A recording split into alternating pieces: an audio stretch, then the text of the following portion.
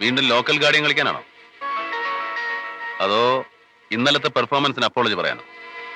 Apology നിങ്ങളോട്? നല്ല pedigree ആയിരിക്കണം. പച്ച മലയാളത്തിൽ പറഞ്ഞാൽ നല്ല തന്തക്കും തള്ളക്കും ജനിക്കണം.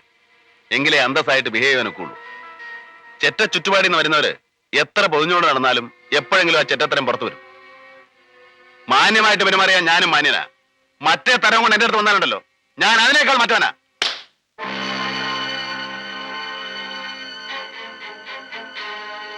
ചെറ്റകൾ ഇവിടെ വന്നാലുടൻ നേരെ നിങ്ങളുടെ ബെഡിലേക്ക് ഓടുന്ന അവളുമാരാ.